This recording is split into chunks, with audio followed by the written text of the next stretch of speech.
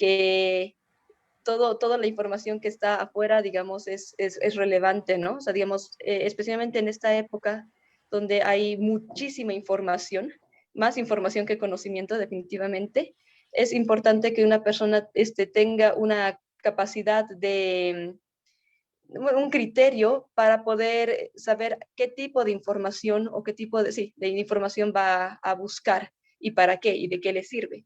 No, principalmente en esta época, con el Internet y todo que hay, puedes encontrar realmente todo tipo de información, algunas así como científicas, otras para nada, digamos todo lo contrario. Entonces, incluso con esta libertad, digamos, de acceder a conocimiento que vamos a, digamos, a promover, digamos, esta libertad, sí cae, sí hay una responsabilidad muy fuerte en el individuo de, digamos, de tener ese criterio para seleccionar qué es lo que quiere ver, ¿no? Y cómo va de alguna manera a evaluar la fidelidad de las fuentes de información a las que está accediendo. Bueno, ya mencionado eso, pues ahí sale la pregunta, ¿no?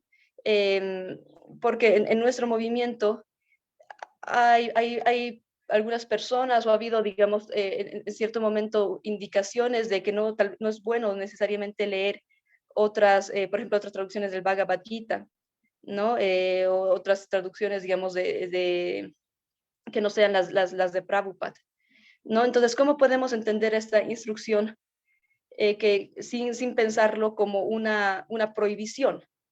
¿No? ¿Cómo podemos entender esta manera, digamos, de que tenemos unas fuentes fidedignas, ¿no? O autorizadas de conocimiento, pero sin que esto caiga en un sentido de prohibición de conocimiento externo, ¿no? Sin que caiga en esa especie de, digamos, de control sobre el conocimiento al que una persona puede acceder, ¿no? Yo no sé si alguien quisiera comentar sobre esto o continúo un ratito más. Me gustaría rápidamente comentar Ujú. algo más. Claro que sí. Muchas gracias.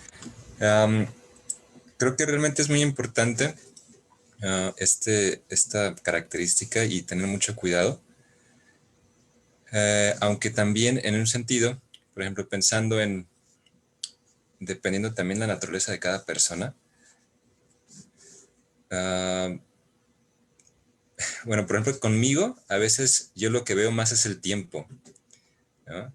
No nos alcanza el tiempo. Yo diría, bueno, ¿qué prefiero leer, no? ¿A Prabhupada o cualquier otra cosa, no?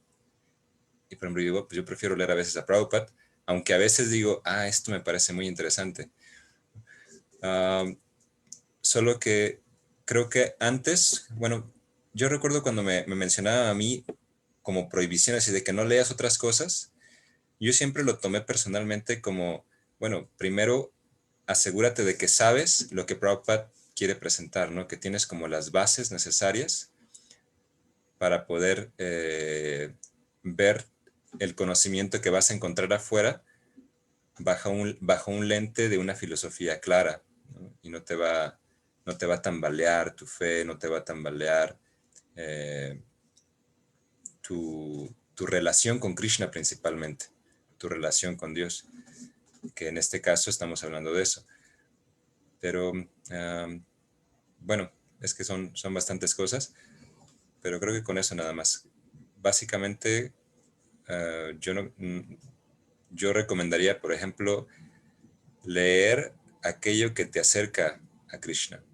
Y hay muchísima literatura afuera que te acerca a Krishna, ¿no? Que yo recomendaría leer muy libremente, ¿no? Incluso si no tienes claro cuál es la filosofía completa de la conciencia de Krishna.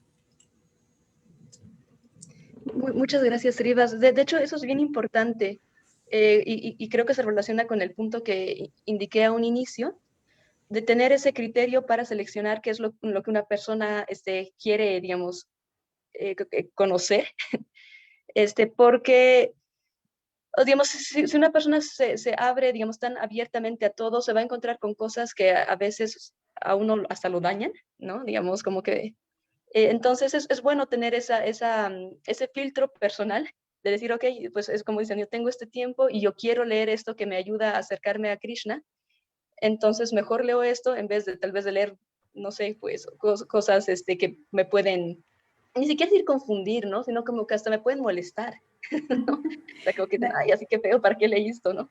Entonces sí es bueno tener ese criterio y en ese sentido, digamos, ya no se lo ve como una prohibición, sino como una sugerencia. Nara.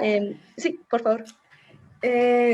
Por ejemplo, cuando uno quiere tomar una carrera, es que ahí la pregunta sería, ¿qué es lo que tú quieres? ¿Qué es lo que quieres en la vida? Cuando tú te quieres enfocar en algo, quieres aprender, no sé, a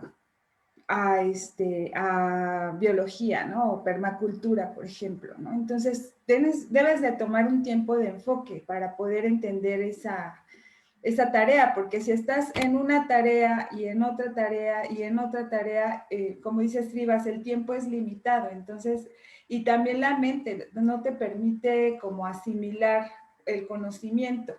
Entonces, hay un tiempo en el que si realmente quieres entender la filosofía de Prabhupada, pues debes enfocarte en la filosofía de Prabhupada. Eso es más bien qué es lo que quieres. A lo mejor eres una persona que estás buscando, ¿no? Entonces, picas aquí, picas allá, pero en algún momento de tu vida debes de definir un camino hacia donde, por el cual vas a caminar, porque si no defines el camino por el cual vas a caminar, entonces no vas a llegar a ningún lado, ¿no? Entonces, creo yo que va mucho por ahí, aunque sí se oye feo que te digan, no leas otra cosa más que esto, pero esto es cuando ya una persona te está dando un entrenamiento porque tú quieres lograr algo, entonces te sometes a esa instrucción por voluntad propia, ¿no? No por imposición. Claro. Sí, ese va entonces en el mismo sentido, digamos, de dedicarle el tiempo necesario, que es bastante, ¿no? Para poder tener pues un entendimiento más amplio de lo que es la filosofía de Krishna, ¿no? Bueno, la conciencia de Krishna, ¿no? Y lo que Prabhupada nos trajo. También... Hay otra cosa que quisiera preguntar rápido, Nora, que sí, ahorita por me favor. recordaron con lo que dijo Laksha, la importancia de tener los dos conocimientos, ¿no? Y entramos aquí en el campo de conocerte a ti mismo, cuál es tu naturaleza, cuáles son los gustos de este ego falso, la naturaleza de este ego falso, las tendencias de este ego falso en el que estoy viviendo, en este cuerpo, en esta identidad temporal. Y, y el Ishupanishad lo menciona de una forma muy bonita, ¿no? Aquella persona que es capaz de conocer lo que es el ser, o sea, conocerse a sí mismo a nivel espiritual. Y el avidya, lo dice vidya y avidya, viendo como esta naturaleza como avidya, algo temporal, algo que solo va a ser momentáneo, esa es la persona que puede realmente disfrutar como de la inmortalidad. Y van los dos juntos, o sea, y ahí incluye eso que dice también Alaksha. Tengo que entender qué es lo que quiero hacer de mi vida, cómo voy a aportar temporalmente en esta vida, a esta sociedad, y cómo yo voy a hacer experimentar felicidad y no vivir una vida miserable y reprimida y llena de inseguridad, por ejemplo, o intranquilidad o insatisfacción. Y para eso uno tiene que acercarse y conocer. Y a veces, y una vez que conoce esta naturaleza uno, pues dedicarle tiempo. O sea, lo que yo quiero hacer es biología, lo que yo quiero hacer es botánica, lo que yo quiero hacer es psicología, lo que yo quiero hacer es medicina. Y eso va a hacer que uno tenga una vida más plena, definitivamente. Pero van los dos juntos, sí. Gracias. Muchas Estaba gracias. Videva con la mano levantada desde hace un ratito, creo. Perfecto. Por favor, Adideva.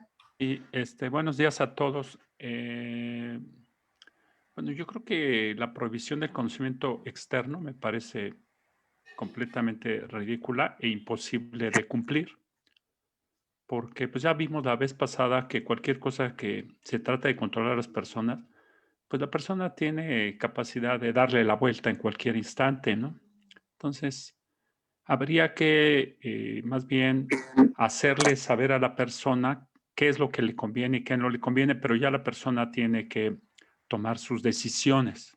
Necesitamos partir de una madurez y de una racionalidad, ¿no? Yo creo que eso es lo que no han hecho las sectas, no parten ni de madurez ni de racionalidad.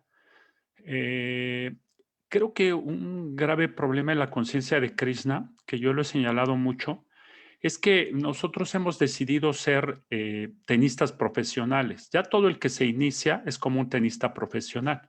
Y sí, el tenista profesional tiene que someterse a todo lo que se ha dicho. Hay que estar súper enfocado en tu escuela. Si yo soy un tenista profesional de la escuela de Florida y de repente digo, no, es que voy a ir a la escuela de Barcelona porque me van a decir, vete a la fregada. Aquí en la escuela de Florida hemos hecho muchos campeones mundiales. Tú tienes que cumplir con lo que se hace en la escuela de Florida, por ejemplo, revés a una mano. En Barcelona te van a enseñar revés a 2 manos. Y ese es un cambio de juego total. Entonces, eso aplica mucho para los profesionales.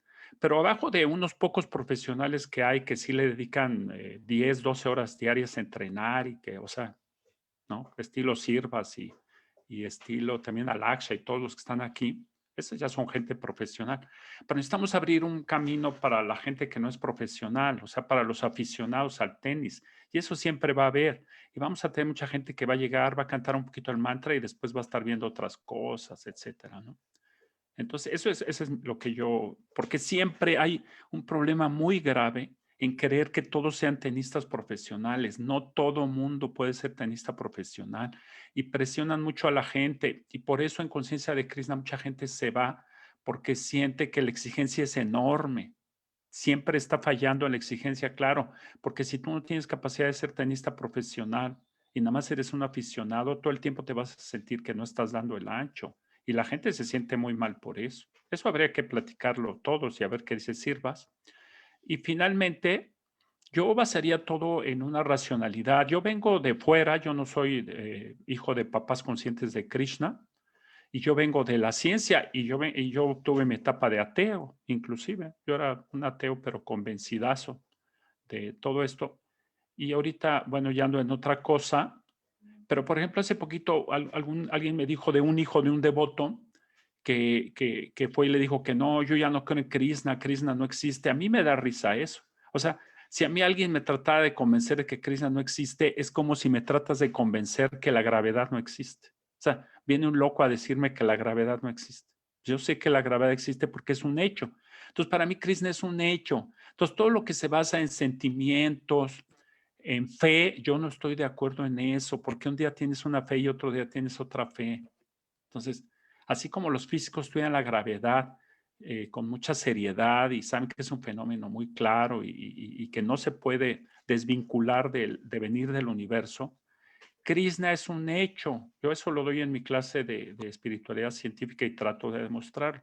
Entonces, cuando es un hecho, pues no va a venir un cuate a decirte que no, fíjate que no es cierto. O sea, entonces eso tiene que ser como que la base de nuestro desarrollo, que Krishna es un hecho y que Krishna es el hecho más bonito, más complejo y más digno de estudiarse. Si alguien tiene un espíritu científico, pues tú tienes que buscar el hecho más profundo de toda la creación, y ese hecho, el más profundo hecho de la creación es la existencia de Krishna. Entonces, estando bien fincado ahí, ¿cómo te pueden mover de eso? A mí la única manera sería que me diera Alzheimer y entonces a lo mejor andaría diciendo bobadas de que Krishna no existe. Pero ahorita en la racionalidad que yo tengo, me reiría de que alguien me diga que Krishna no existe. O sea, es un hecho que Krishna existe.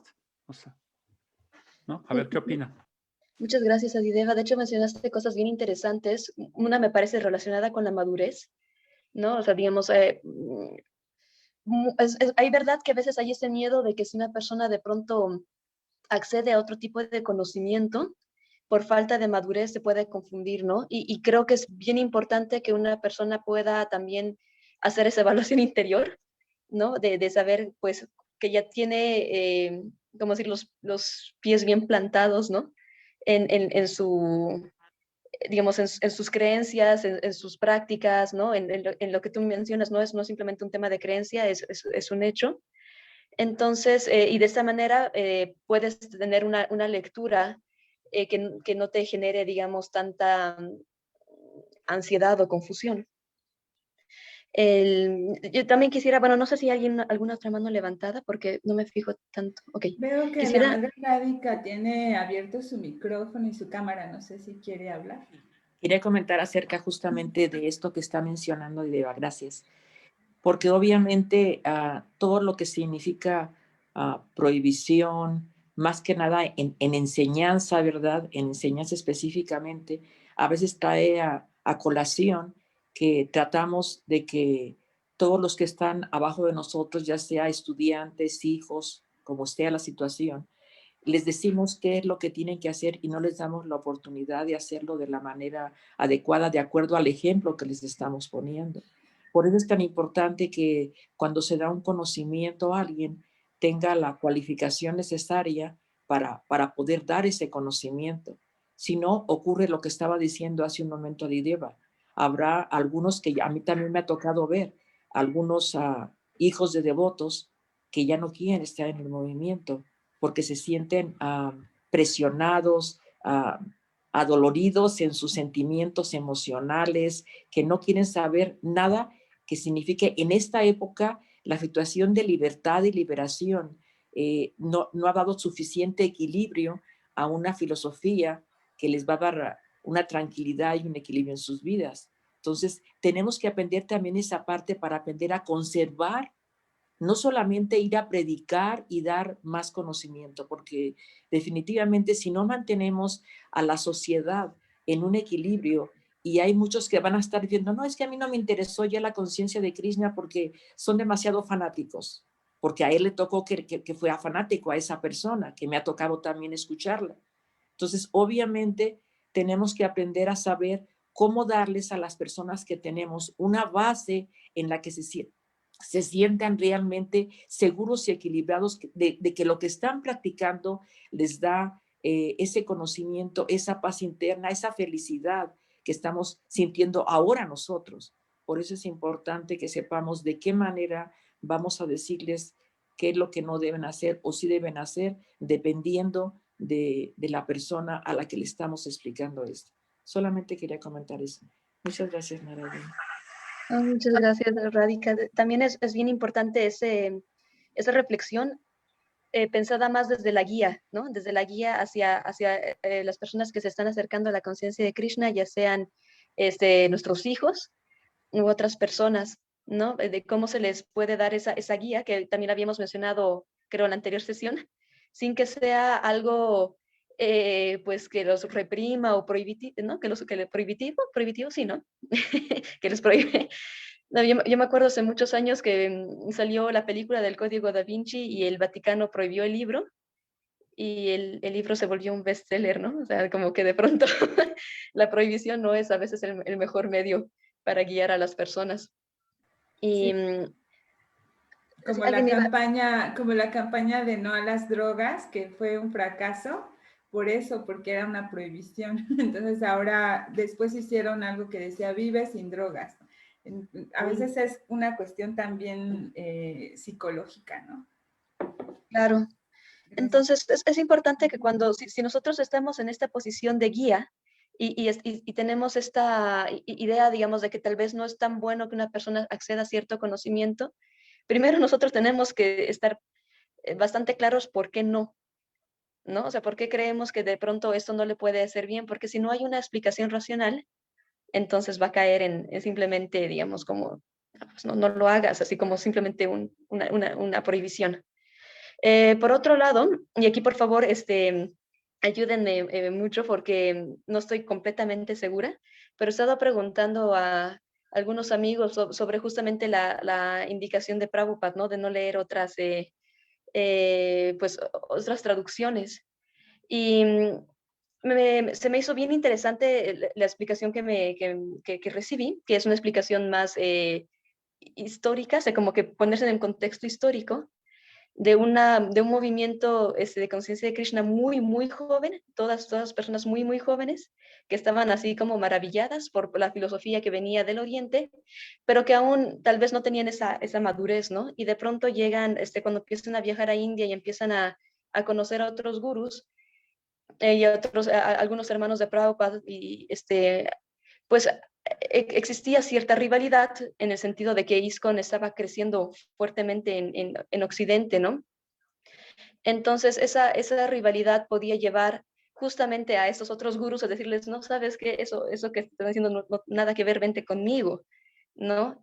Entonces, y para personas que de pronto estaban en un proceso aún inicial en la conciencia de Krishna en ese momento, definitivamente les generaba mucha confusión. Entonces Prabhupada les dijo, no vayan y no lean, porque se los va a confundir, ¿no? Entonces, en ese contexto, de pronto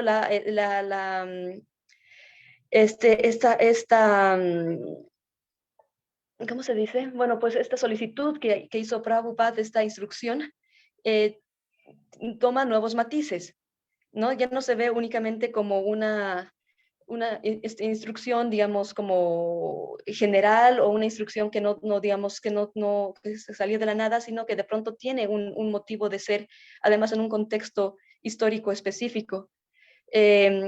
Pues, o así por lo menos yo lo he estado viendo, no sé si de pronto alguien que conozca más del tema, si específicamente de esa época y dice, no fue por así, me quiere corregir, pero sí es como lo entendí, ¿no? O sea, de pronto Prabhupada tenía también la misión de guiar a esas personas tan jóvenes y que estaban iniciando ese proceso y además que tenían un entusiasmo aún así muy fuerte, pero que aún no había alcanzado esta madurez, ¿no? Entonces, de pronto, en ese sentido de intereses que podían haber en otras escuelas, digamos, que de pronto veían el éxito de ISKCON y obviamente querían también parte de ese éxito, digamos, haber un conflicto de intereses en el que sus enseñanzas de esas personas podían ir directamente en contra de la figura de Prabhupada. Y eso eso generó, de hecho, mucho daño en algunos de los mismos discípulos que tuvieron este contacto, ¿no? Entonces, eso también como para darle cierto contexto a la instrucción. Y lo que iban mencionando todos, yo quisiera compartirles una historia personal sobre este tema, digamos, de lo que es a veces leer algo que se encuentra por fuera. Yo no sinceramente no lo considero algo malo, pero sí considero que es bien importante saber, es tener cierta madurez para hacerlo, especialmente textos académicos, ¿no? Porque cuando yo estudiaba la maestría, a mí me tocó leer muchos textos muy interesantes, muy bien fundamentados, y obviamente con una tendencia fuertemente atea. Y para mí sí fue ¿cómo dirías? Fue un momento bien difícil de lidiar, digamos, con esta información externa y a la vez así como relacionarla con esta filosofía que habla de verdades absolutas y luego leer cosas que dicen que no existen verdades absolutas, ¿no? Entonces, yo personalmente no me arrepiento porque logré, digamos, digamos, como transitar por por esta experiencia y llegar a una conclusión propia a partir del conocimiento, digamos, que me ofrecían ambas fuentes de conocimiento, pero les debo decir que fue en su momento bastante, así me generó bastante ansiedad, ¿no? Entonces, esto no se los digo como que sí, vamos, solo leamos, digamos, la filosofía védica. Yo la verdad pienso que hay, como mencionaba, muchísima filosofía, muchísima información fuera de la filosofía védica que se acomoda perfectamente a la conciencia de Krishna y que en muchos casos podemos incluso encontrar en ellos así reflejos de Bhakti y cosas que nos permiten como que fortalecer nuestra conciencia de Krishna. Y también hay filosofía que va completamente en contra y que también de alguna manera nos permite reforzar nuestra conciencia de Krishna. Pero si decidimos ir por ese lado, pues hay que también ser conscientes del dolor de cabeza que nos va a causar en su momento, ¿no? Y pues tener la madurez para poder lidiar con ese tipo de conocimiento y la fuerza para poder solucionar tal vez el conflicto existencial que puede provocar en uno, ¿no? Que no es, si uno se lo puede ahorrar, tal vez Sí. es buena idea. Yo quisiera hacer un comentario, si se puede. Claro que sí. Bueno, yo, por ejemplo, en mi caso, yo vengo de leer absolutamente todo. Yo siempre lo digo en mis clases. Alaksha ya me ha oído demasiado, pobre Alaksha. Está pagando un karma muy malo de otras reencarnaciones. Y yo siempre digo, si hay alguien que leyó todo lo inimaginable espiritualmente, soy yo. Yo leí taoístas, yo leí todo lo que se puedan imaginar, me lo leí. Y cuando llegué a Prabhupada, después de besar tantos sapos, pues yo reconocí al príncipe. Si ya besaste 100 sapos y de repente te sale un príncipe, tú te das cuenta, ¿no? Entonces, Nuevamente, yo me gustaría, por ejemplo, lo del contexto se me hizo muy interesante lo que dijiste. Por ejemplo, si vemos el Vaisnava que de Bhaktisiddhanta Saraswati, pues él, ahí es todo un libro dedicado a los sahayiyas, ¿no? Porque en la India daba mucho prestigio cantar Hare Krishna, entonces mucha gente pues fingía, ¿no? Aquí ahorita en la época actual que estamos, cantar Hare Krishna, pues lo que te identifica es con un loser, o sea, la gente se ríe de que cantes Hare Krishna en general. Yo así veo muchos familiares míos que les da risa, ¿no? Entonces ahorita ya, por ejemplo, eso en ese contexto ya no se aplica mucho, porque no te va a dar prestigio ser Hare Krishna, al revés, te va a quitar todo tu prestigio, con todo respeto. Eso es en esta sociedad materialista y actual. Entonces ya no se aplica. Entonces sí, el contexto es muy importante. También, mira, lo que es muy importante es concientizar mucho a la gente como se hace en el tenis. O sea, en el tenis tú llegas a una escuela de tenis que trabaja de una cierta forma. Cada escuela espiritual trabaja de cierta forma y llega a distintos resultados. ¿Estás de acuerdo conmigo? Esto es en el tenis y en la espiritualidad es igual. Entonces, lo que habla de una escuela y lo que te debe convencer de una escuela son los resultados. Entonces, ¿quién ha hecho más santos en los tiempos modernos que Prabhupada? Nadie. Entonces, ahí estás viendo los resultados, o sea, tenistas muy exitosos. Entonces, cuando tú te comprometes con la escuela y dices, yo voy a jugar tenis como ellos, porque tenemos 200 campeones y nadie tiene 200 campeones como nosotros, o 300, o no sé cuántos, tenemos cientos de campeones, de maestros espirituales. Entonces, tú te comprometes con la escuela y ahí sí es muy importante cuando tú te comprometes, ya eres profesional, que no le muevas porque es muy peligroso. Si tú estás aprendiendo revés a una mano y de repente vas y aprendes revés a dos manos, ya si es un campechano entre tu revés a una mano y tu revés a dos manos, no vas a llegar a nada, no vas a jugar nada, no vas a ganar ningún campeonato, porque nunca se ha hecho un campechano entre un revés a una mano o a dos manos. Tienes que decidir si vas a hacer tu revés a una mano o revés a dos manos. Y ha habido campeones con revés a una mano o con revés a dos manos. Entonces, tienes que decidirte. Entonces, yo le diría a la gente que nos está escuchando, si ya te decidiste por esta escuela y vas a ser un profesional de esta escuela, ahora sí, tienes que cumplir todo lo que dice la escuela y seguir toda la receta para llegar a ser campeón. Porque si le campechaneas con otra cosa, vas a ser un campechano que no va a llegar ni a los torneos más bajos, ¿no? A ver qué opina. Yo estoy de acuerdo, pero creo que eso no le quita digamos, como que capacidad a la persona a preguntarse por qué, ¿no? Preguntarse por qué en esta escuela de tenis no golpeamos con doble mano. Bueno, no conozco mucho de tenis, ¿no? Pero ¿por qué solo con una y no con dos? O sea, siempre hay ese derecho de querer entender de dónde salen, digamos, nuestras prácticas, ¿no? Y yo creo que eso es algo que no se ve, digamos, justamente en ese sentido, digamos que nosotros vamos guiando, pues la gente tiene que entender, ¿no? ¿Por qué hacemos lo que hacemos? Y siempre tiene que haber esa predisposición, digamos, a que la gente te pregunte, ¿no? Y también esa capacidad de responder con argumentos racionales, ¿no? Yo creo que eso justamente es lo que nos va a separar de lo que es una conducta de prohibición. Igual, iba a decir algo, pero se me fue. Y creo que también es bien importante en el tema específicamente de conocimiento, darnos cuenta que hay conocimiento, digamos, que no nos interesará saber, y está perfecto. Hay conocimiento que a lo mejor no le vamos a darle prioridad, y también está bien, pero si nosotros no conocemos sobre otras, digamos, otras lecturas, tenemos también que abstenernos a hablar de eso, ¿no? En el sentido de que, ok, somos expertos en los Vedas, y de pronto alguien llega, digamos, con que no, que yo sé, digamos, de este señor que dice esta otra cosa, y yo nunca lo he escuchado, nunca lo he leído, y tampoco me interesa tal vez conocer mucho de él.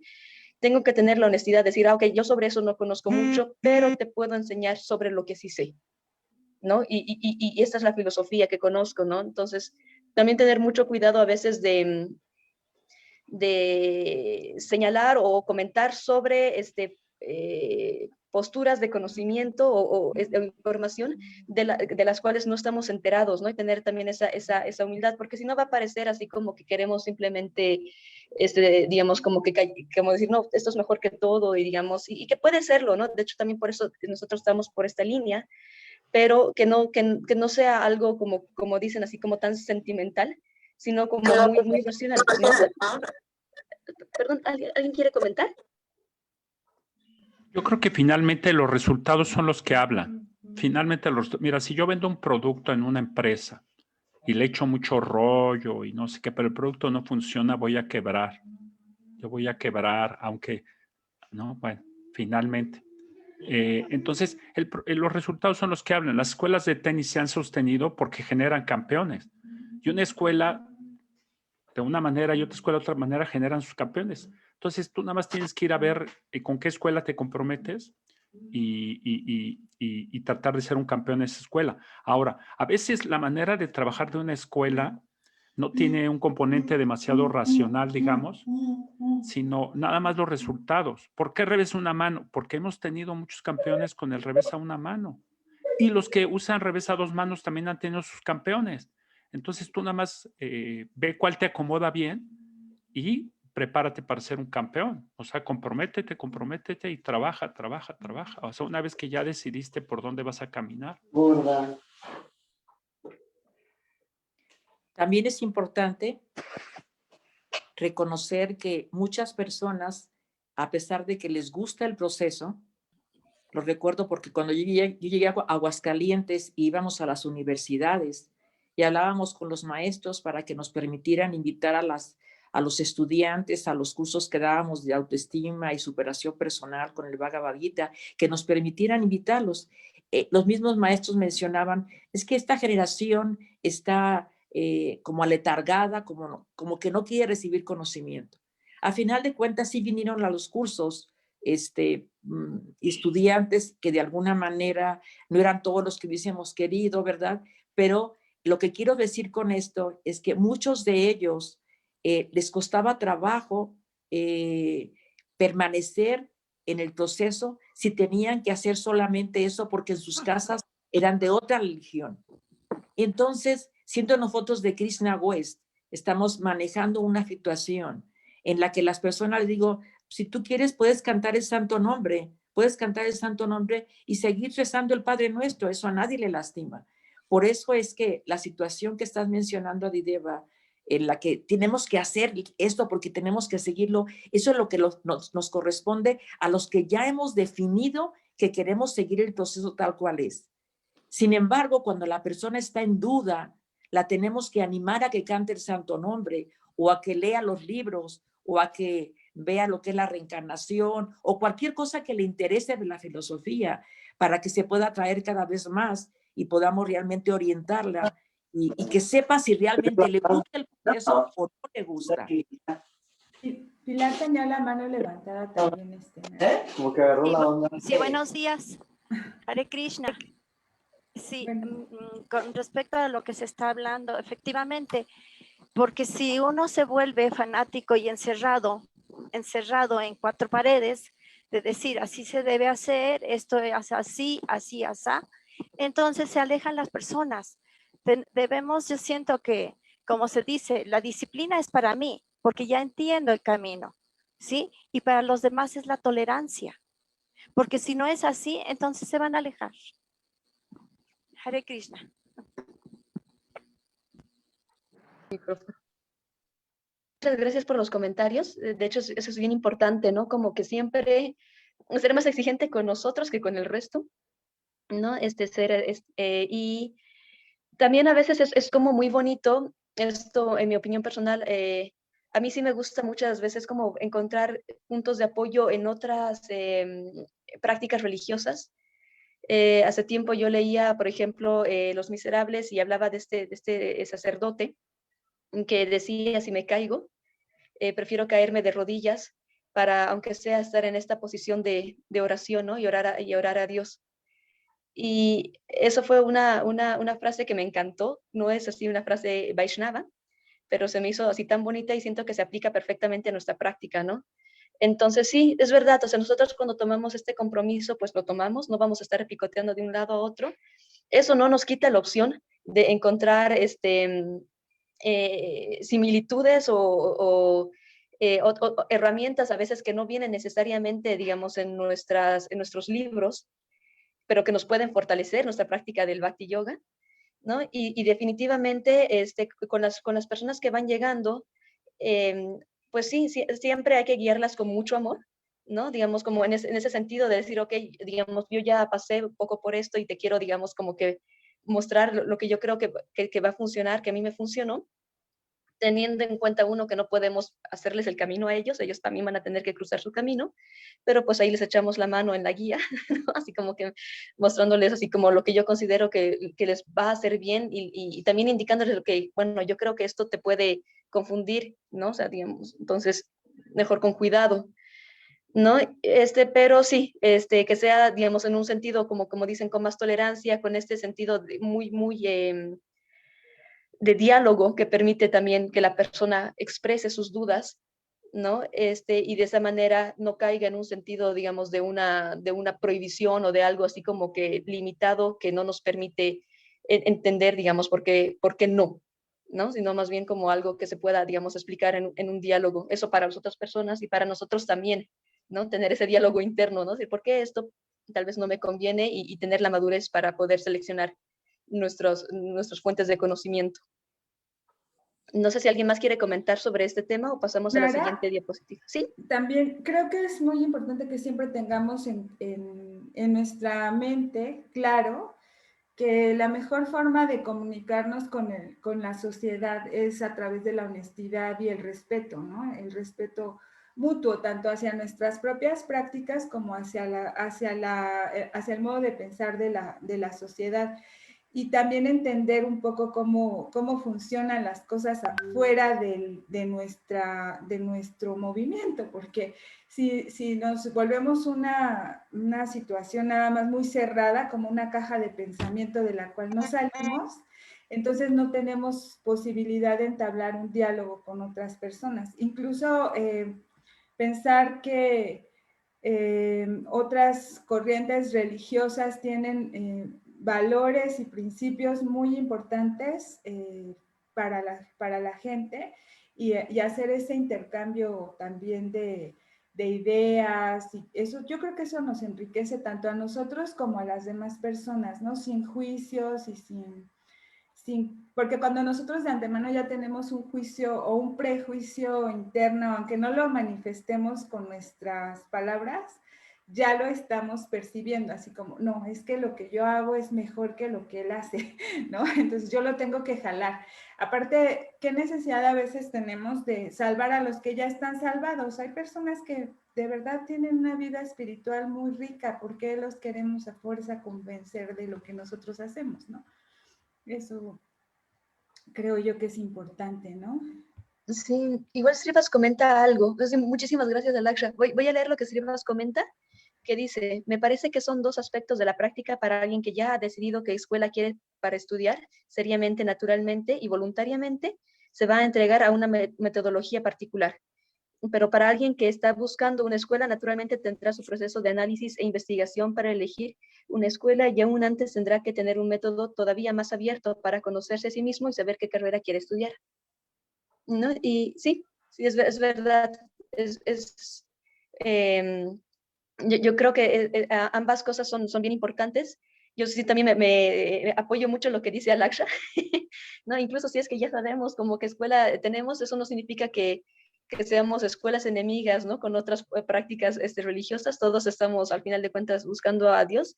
Y a pesar de que yo me reconozco como Hare Krishna y sé que quiero estar en ISKCON, en el ISKCON de Prabhupada, todo, puedo a veces compartir mi experiencia espiritual con la experiencia espiritual de una amiga católica, ¿no? Y eso no me hace menos Hare Krishna, ¿no? Y ni a ella la hace menos católica, no nos hace a ambas buscadoras ¿no? de Dios, de alguna manera. Entonces, vamos a pasar a la siguiente diapositiva. Esta es bien interesante, que también pasa mucho en las sectas, que de pronto dicen, es que yo ya no lo reconozco, ¿no? Y creo que esto a veces ha dado mucho miedo, especialmente en el movimiento, digamos, como inicial que había con los devotos, porque de pronto se rapaban y estaban con otra ropa y la manera en que la gente hablaba, ¿no? Ya era otra, diciendo, ¿qué pasó, no? es completamente irreconocible.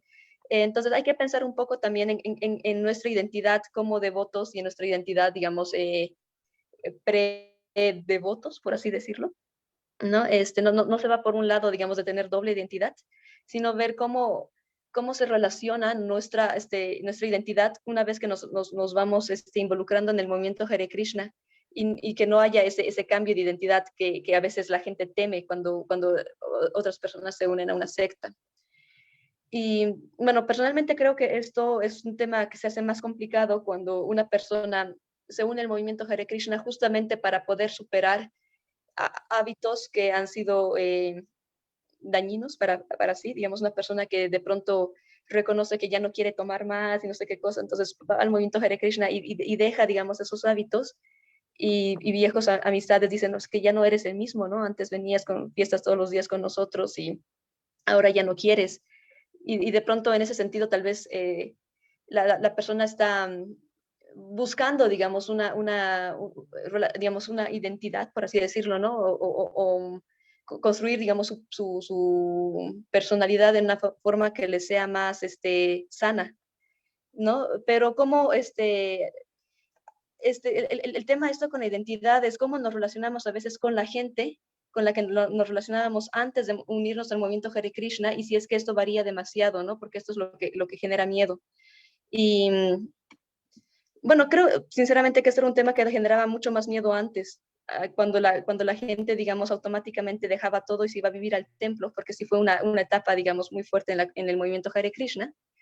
En esta época creo que ya no es un problema tan fuerte porque es muy común ver a devotos Hare Krishnas que a pesar de que van al templo y todo, siguen en las universidades, siguen yendo a los colegios, siguen trabajando en sus mismos trabajos. Entonces ya no genera, digamos, como un impacto tan fuerte en las personas de afuera, ¿no? O sea, como decir, desde que lo han cambiado, ¿no? Es esa idea de que le han lavado el cerebro y se ha vuelto otra persona. ¿No? Entonces, en el sentido de la identidad, lo que yo nomás podría proponer es, bueno, obviamente somos un movimiento que hace una muy fuerte,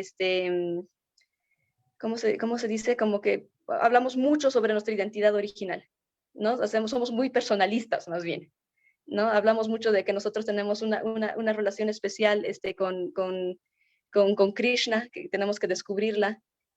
Krishna tiene una personalidad, nosotros también tenemos una personalidad espiritual, ¿no? Y entonces estamos buscando, digamos, como cultivarla, reencontrarla y desarrollarla.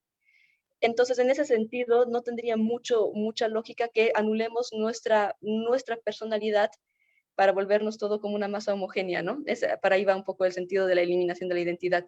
Si todos somos Hare Krishnas, pero eso no nos quita que de pronto tengamos hobbies diferentes, que tengamos intereses, a veces, digamos, como que a mí me gusta un tipo de película, pero a mi amigo Hare Krishna le gusta otro tipo de películas, ¿no? Y que de pronto tal vez la película no sea lo más importante es cantar Hare Krishna, pero de vez en cuando, pues ahí se puede ver una película, ¿no?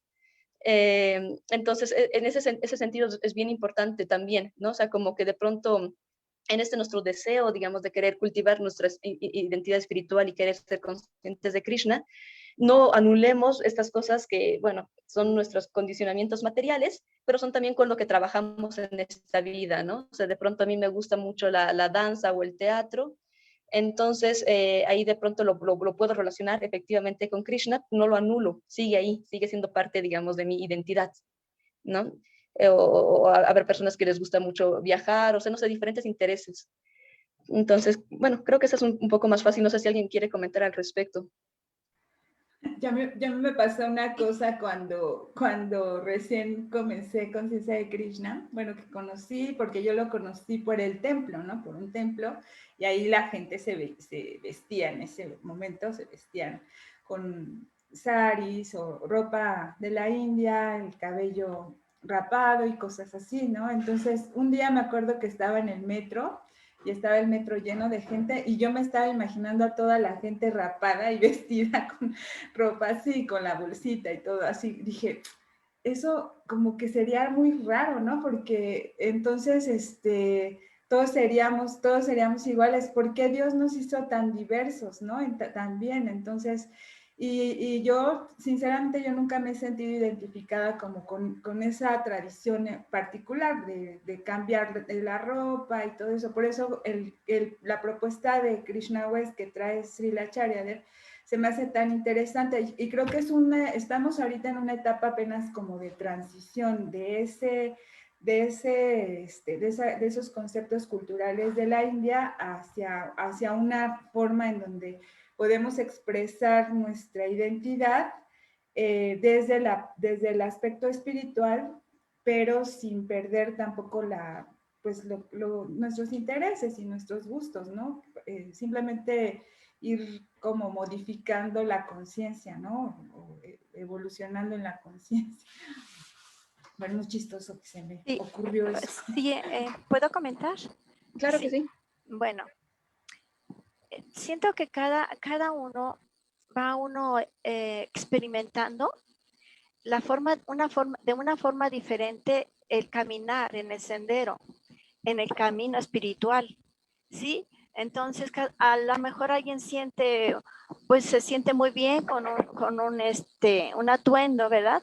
Un atuendo de devoto de Krishna, se va identificando.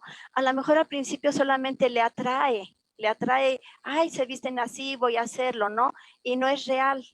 Pero conforme va pasando el tiempo, a lo mejor lo va sintiendo diferente y lo va viviendo ya más intensamente en su corazón, en su forma de vestirse para Krishna, ¿no? Porque se supone todo es para Krishna y así es.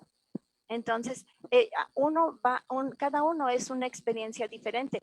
Por eso ahí la tolerancia, ¿no? La tolerancia en todo sentido, ya sea del aprendizaje, de la forma, de conocimientos y también de forma de vestuario. Como siempre les he dicho a mis hijos, no importa si alguien quiere orar de cabeza, vestido de amarillo, pero si ama a Dios y lo hace con esa entrega, con ese fervor, ¿qué está mal? Yo no veo que haya nada mal, sino ya hay una entrega, ¿sí? Eso es todo. Muchísimas gracias. Sí, va de ese lado justamente de entender de que todos somos diferentes y que tenemos diferentes maneras de expresarnos, ¿no? Entonces, una persona puede estar ahí vestida, digamos, como con las túnicas, ¿no? Y ser muy devoto, y otra persona puede estar ahí de jean y playera y también ser muy devoto, ¿no? Y así vamos. ¿Alguien más quiere comentar? Sí, va a decir Radhika. Acerca de Ay, eso. Srivas. Bueno, sí, vas primero. Está bien. No, por favor, mamá, tú. Primero las mamás, mi mamá. Que en algún momento alguien ha podido imaginar a Krishna vestido de jeans o de traje. O sea, en algún momento yo vi una película hindú en la que justamente Krishna andaba vestido de jeans y nadie lo reconocía, ¿verdad?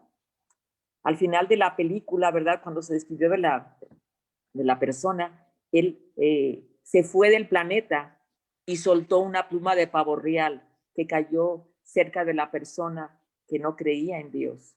Entonces es importante que sepamos que los atuendos son importantes y no son importantes, depende de lo que a uno le guste. Así es de que si a alguien le gusta vestir occidentalmente, o a mí me encantan los vestidos del siglo XVI, eso no significa que yo me los voy a poner ahora porque pues ni siquiera puedo caminar. Entonces es importante saber la práctica que tenemos actualmente, ¿verdad?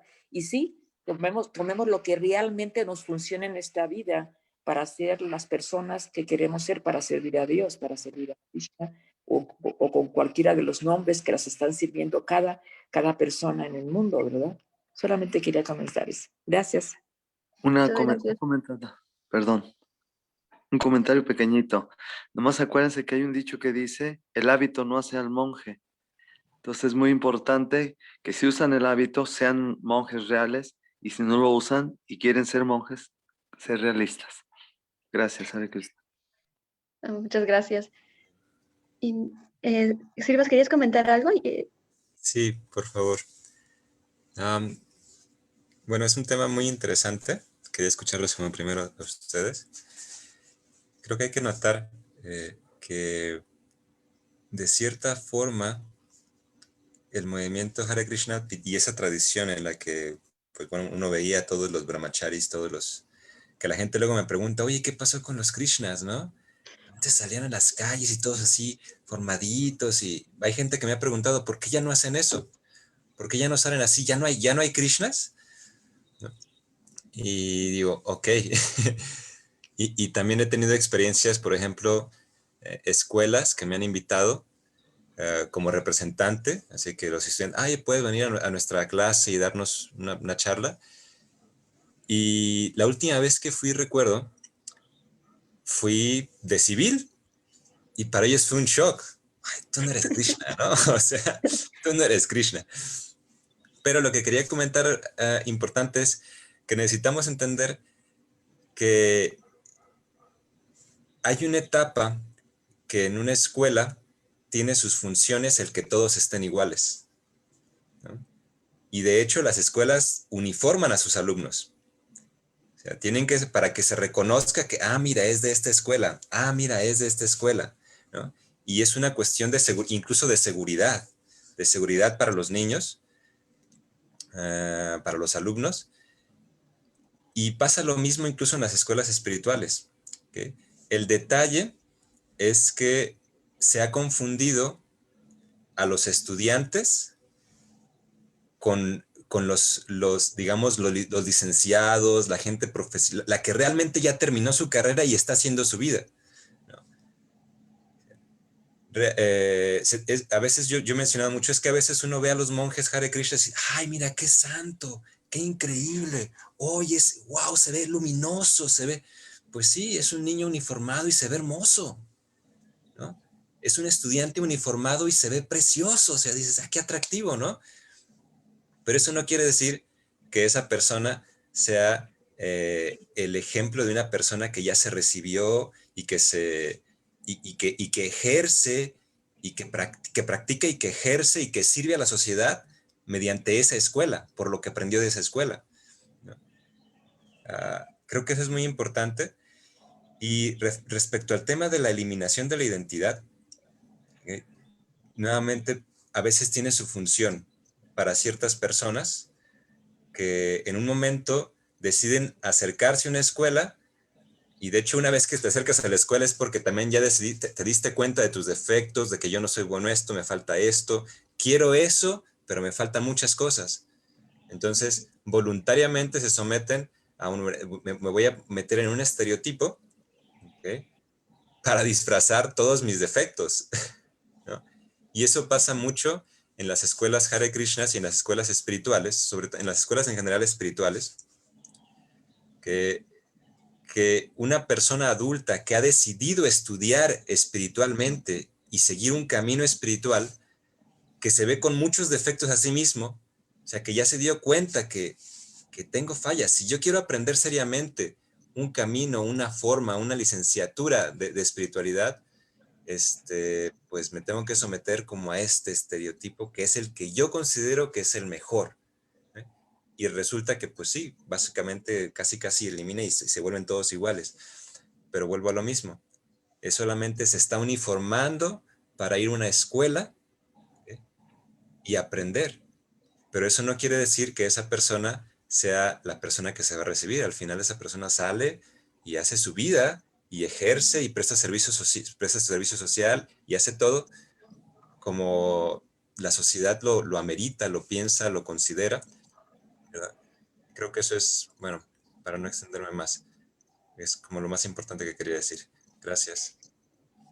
Muchas gracias, Srivas.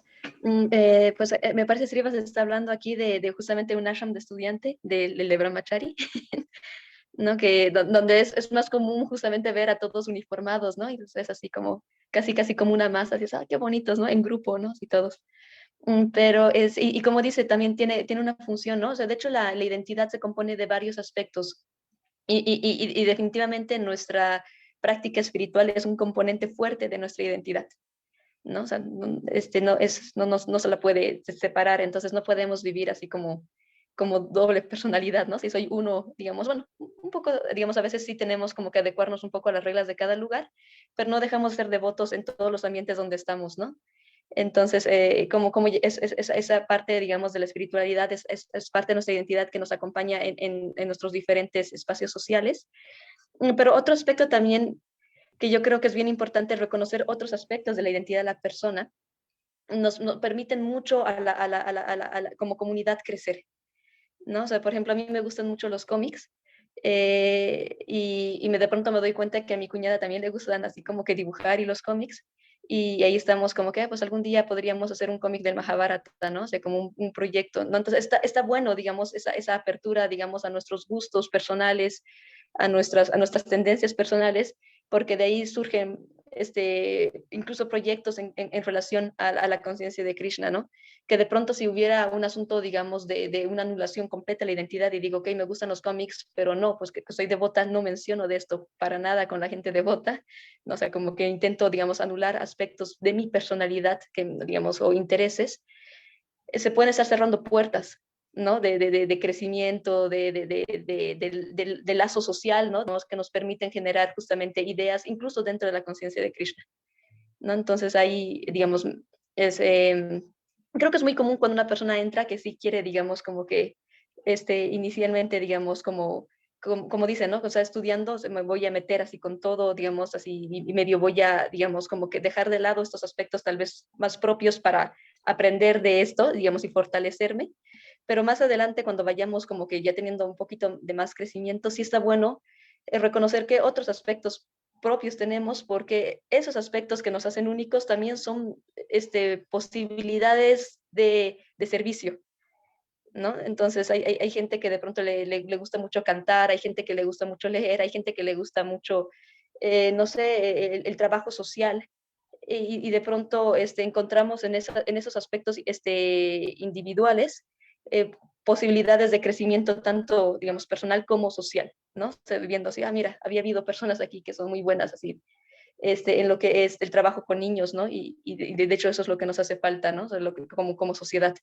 Entonces, muy importante también en ese sentido, digamos, en la medida que también vamos adoptando o espiritualizando nuestros aspectos personales, no perderlos, ¿no? Más bien, como que nutrirlos en esta práctica espiritual. No sé si alguien nos quiere comentar algo o pasamos ya a la siguiente diapositiva.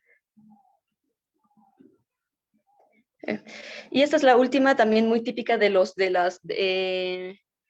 sectas y los cultos, el aislamiento social, ¿no? O sea, como que de pronto es muy común cuando una persona se une a un culto que ya no vuelvas a saber de esa persona, ¿no? O sea, como que ya, como dicen, lo perdimos, ¿no? O sea, como que se va y no vuelve a tener contacto con su familia, o de pronto ya los desprecia, ¿no? Con sus amigos y todo ese tipo de cosas, ¿no? Y nuevamente, creo que son aspectos que podrían darse un poco, digamos, en el movimiento Hare Krishna en un sentido inicial o a veces inmaduro, ¿no? De nuestra práctica espiritual.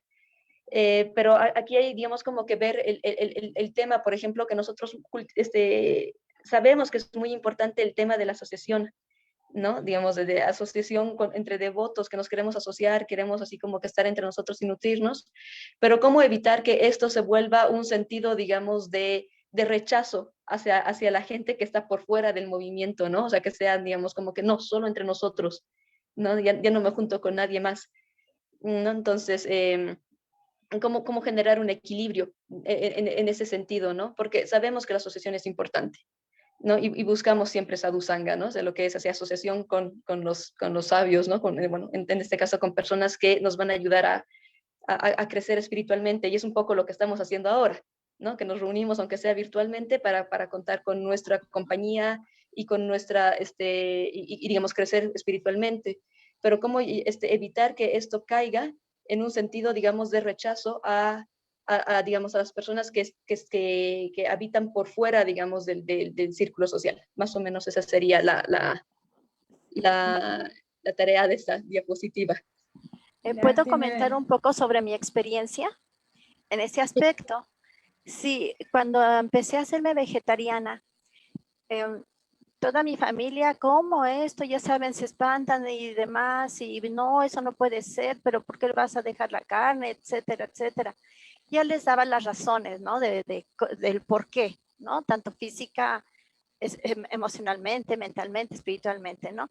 Entonces, pero eso, le digo, eso es muy importante. Entonces, las personas en sí, principalmente la familia, nos rechazan, ¿no?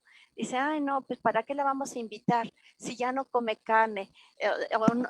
No, es lo principal para ellos, bueno, la carne. Bueno, gracias a Dios no he fumado y no he tomado en mi vida, ¿no?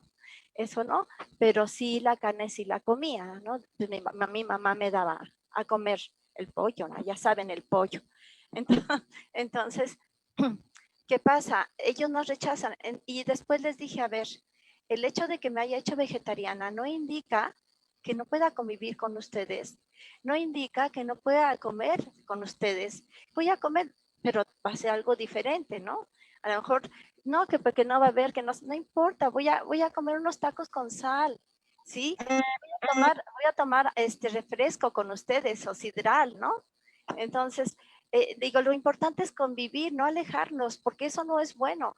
El hecho de que coma diferente no importa, y de que mis hijos vayan comiendo diferente tampoco importa, porque lo importante es esa convivencia y ese cariño que nos tenemos como familia, ese amor que nos tenemos como familia, ¿sí? Entonces ya poco a poco fueron como aceptando que es muy difícil, de verdad. Recuerdo que cuando estaba embarazada de mi cuarta hija, no, es que no es posible, tu hija va a nacer mal, van a nacer hasta con algún retraso mental, etcétera, etcétera, ¿no? Me decían tantas cosas y me decían, imagínate cómo yo decía, Dios mío, entonces yo decía, Dios mío, por favor, solo te pido un favor. Yo decía, pues que no vayan a ser verde como la lechuga, algo así, ¿no? Ya imaginaba, pues no, es que ya no, y mis hijos habían nacido 3 que sí yo comía carne, ¿no? Y ya los últimos 2, pues ya fueron, desde el vientre materno fueron vegetarianos, ¿no? Entonces, es difícil, pero explicándoles que podemos convivir y comer, y además es un ejemplo que ellos deben o sea, van a ver, pues sí, es normal, es como nosotros, platica, convive, etcétera. Y además es la tolerancia. Bueno, recuerdo que cuando iba yo a México y decía yo, qué barbaridad, tanta gente comiendo carne en los puestos, Dios mío. Entonces yo decía, por favor, bendice esos alimentos que ellos comen, porque ellos no saben, lo importante es que no se enfermen, evita que se enfermen tanto. Y decía, Dios mío, bendice también sus alimentos, sus sagrados alimentos, decía. ¿Por qué? Porque es por ignorancia y por gusto, el gusto el gusto, porque dicen, es primero el gusto que la salud, ¿no? Ellos no saben, pero por ignorancia desde antes, antiguamente era más por ignorancia, ahora ya sabemos qué hace la carne, en qué nos afecta, ¿no? En todos aspectos. Pero es eso, ¿no? Y yo decía, bueno, y siempre he dicho, bendícelo Señor, bendice a todos mis hermanos, de todos, todo, no me importa qué nacionalidad, qué religión, qué filosofía, porque todos somos uno, porque si ellos se enferman, nosotros vamos a estar mal también, ¿sí? Claro. Bueno. Muchas gracias. Sí, de hecho menciona algo bien interesante, que es que cuando nosotros vamos a iniciar una práctica espiritual, es probable que nuestras dinámicas sociales cambien, ¿no? Entonces, como sea, incluso manteniendo los grupos, la dinámica social cambia algo, ¿no? O sea, digamos, en este caso, en el consumo de carne, creo que para la mayoría de la gente que se ha convertido devota o que ha empezado, digamos, con el vegetarianismo, ha encontrado ahí una fuerte limitante, ¿no? Digamos, en lo que era el relacionamiento antes y el relacionamiento después, ¿no? Y he tenido que modificar esas dinámicas para poder mantenerlo. Creo que alguien más estaba a punto de decir algo. No, ok. Entonces, sí. Puso algo en el chat. Una pregunta en el chat. Ahorita me fijo. Perdón. Es lo que no he entendido aún, porque limitamos muchas veces lo que el Señor puede hacer y ser. ¿Esa es la pregunta? Sí, ¿no? Igual que la explique más Agustín, si quiere, porque tampoco la entendí yo muy bien. Ay, Agustín, ¿te gustaría explicarnos mejor la pregunta para que la podamos conversar? Hola, Hare Krishna. No, mira, fue un comentario que se hizo hace rato sobre en el mismo chat, sobre que Krishna a veces pues baja en formas en que a veces ni nos damos cuenta de que es él, pues. Entonces, pues es obvio pensar que muchas veces a lo mejor Krishna igual iba a la iglesia, pues. ¿Por qué limitarlo? ¿Por qué limitar muchas veces lo que él puede hacer? Lo que él puede ser en este mundo material, si Él es el Todopoderoso, ¿sí? Entonces, hablamos muchas veces de las religiones, a veces estigmatizándolas, y no sabemos muchas veces si Krishna está ahí, ¿sí? ¿Por qué limitarlo en ese sentido? ¿Sí? Era mi opinión, pero fue de un comentario que se hizo hace rato en el chat. Ah, ok, Y muchísimas por lo que gracias. decía la doctora Rádica de que vio en un programa que Krishna venía vestido de traje. Así es. Exacto. Entonces sí puede venir vestido de lo que quiera, ¿no? Y cuando Claro, quiera. a él no lo podemos limitar en ningún sentido. Claro. Claro. Imagínense ahorita Krishna apareciendo aquí y vestido así con corona y brazaletes. Y, o sea, A lo mejor es dirían, uno "Ay, de los, ¿y este rapero loco qué?" a lo mejor es uno de los de la foto ahí que están mirando el mar o algo, quién sabe. Sí, sí, es verdad eso, ¿no? Nosotros digamos, ¿cómo podemos limitar a Krishna? Eso no tendría ningún sentido. Y bueno, pero volviendo a ese tema del aislamiento social, no sé si alguien quiere comentar algo al respecto de cómo generar este equilibrio. Es que yo creo que tenemos que tener muy claro que nosotros somos parte de una sociedad, vivimos en una sociedad, ¿no? Estamos en México, por ejemplo, los que estamos en México, o en Guadalajara, o en Monterrey, o donde quiera que estemos, y convivimos con personas todo el tiempo, en nuestros trabajos, en nuestra familia, y el hecho de tener una práctica espiritual no evita el que tengamos ese acceso. Aparte, mucho de lo que somos o de esa identidad de la que hablabas antes viene de esa convivencia que tenemos con la sociedad. Entonces no podemos romper de la noche a la mañana con eso. Claro que si estás en un grupo social en el que estás dañándote, por ejemplo, a lo mejor es un grupo donde todos usan drogas y tú ya no quieres usar drogas, no puedes estar ahí porque Claro. tienes que salir de eso, ¿no? Pero si es tu trabajo y es algo que te da para vivir y no te afecta en tu evolución, no tienes por qué aislarte de eso, ¿no? Simplemente estás modificando tus hábitos y cambiando poco a poco. Ahora, cuando uno va bien, digamos, por un camino que te está dando un resultado correcto, la gente quiere hacer lo que tú quieres, lo que tú estás haciendo. O sea, va a haber gente que te va a decir, ¿por qué estás haciendo eso? Veo que te está yendo muy bien con eso, ¿cómo le haces, no? Ni siquiera tienes que estar, no, eso como diciéndoles haz esto o haz aquello, ¿no? No. Adideva levantó la mano. Sí, por favor, Adideva. Sí, yo quería comentarles que, bueno, mi maestro espiritual disertó sobre esto del aislamiento social y decía que es algo que hasta cierto punto es inevitable y yo creo que tiene que ver mucho con el nivel de compromiso del practicante. Nuevamente, por ejemplo, un tenista que se hace profesional ya no puede tener una vida normal como cualquier persona. Entonces va a tener que aislarse. Los tenistas profesionales se aíslan, no están en fiestas con amigos y reventones. El tenista tiene que acostarse temprano, tiene que tener, el tenista profesional, tiene que tener su sueño regulado y su comida regulada y no puede andar en reventones, si no va a bajar su nivel tenístico. Entonces, yo creo que si uno empieza ya a practicar esto profesionalmente, si hay un precio de aislamiento que hay que, como cualquier otra ocupación. Inclusive un científico que también está muy, muy metido en su ciencia, paga un precio también, ¿no? Y así pasa con todo cuando te comprometes a fondo.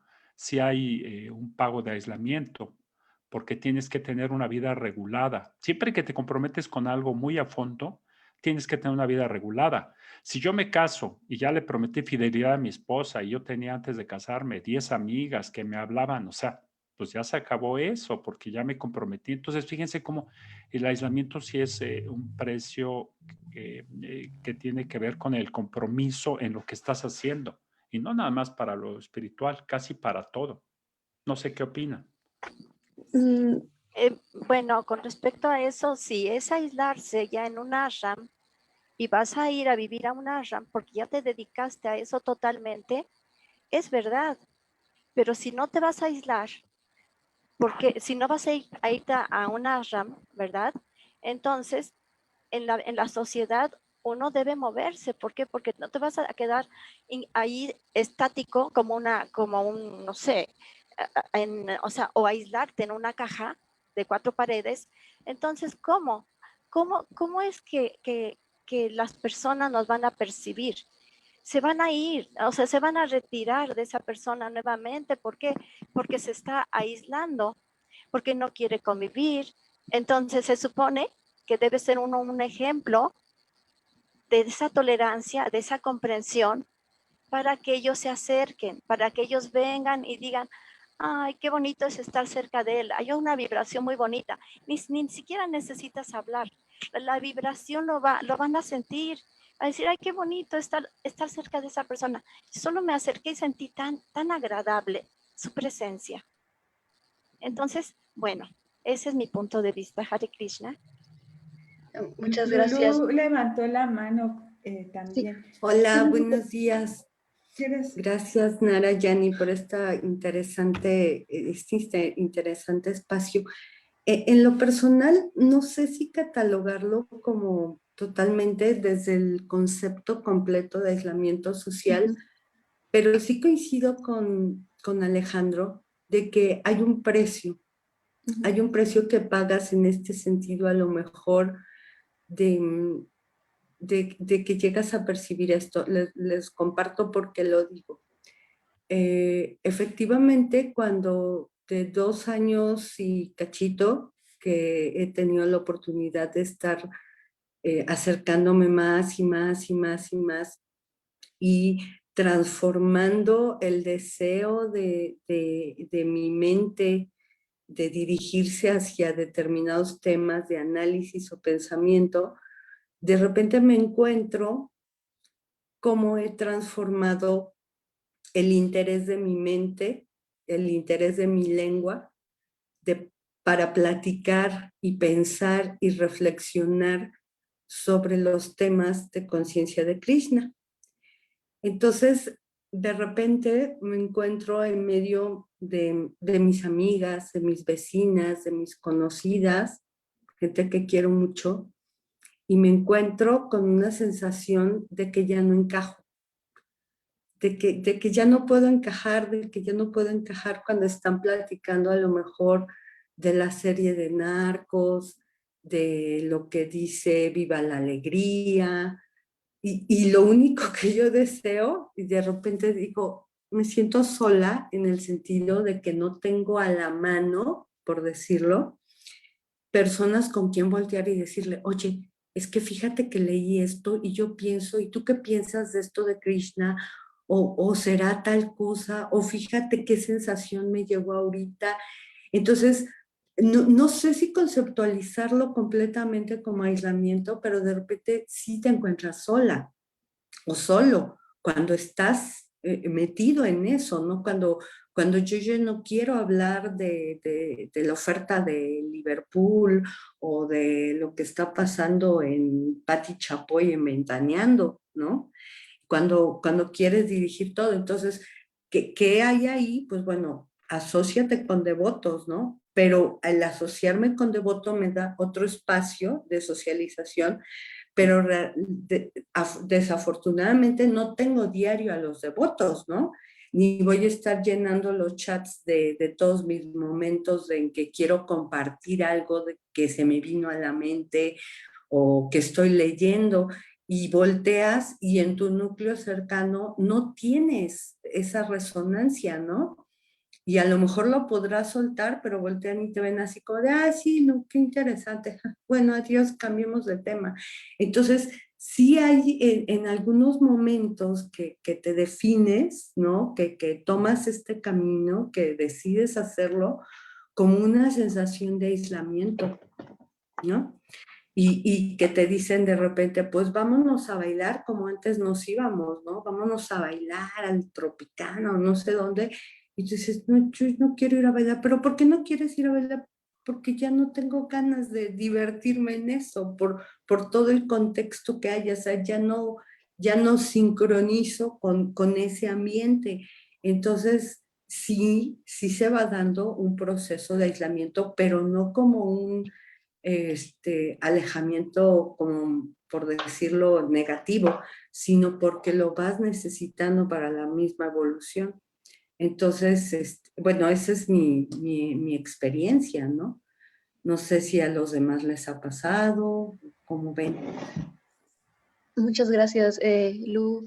De hecho, lo que yo quería mencionar con respecto a lo que tú dices y también lo que dijo Adideva, es que tal vez el término no es aislamiento, sino es la modificación de las dinámicas sociales. Sí entiendo tal vez el sentimiento de soledad, que creo que es algo pues difícil también de lidiar, pero cuando una persona, digamos, inicia una práctica espiritual y empieza, digamos, a cambiar, como tú dices, los intereses, empiezan a cambiar las motivaciones, ¿no? También las prioridades. Entonces, obviamente va eso a verse reflejado en nuestra relación con nuestros pares, ¿no? Ya sea con la familia, con los amigos. A mí me pasó cuando trabajaba en Bolivia, personas así maravillosas, la verdad, todas muy buenas, pero tenían una muy fuerte dificultad para entender mi práctica espiritual, al punto que una vez le echaron alcohol a mi jugo, ¿no? Entonces eso hacía muy difícil la convivencia, ¿no?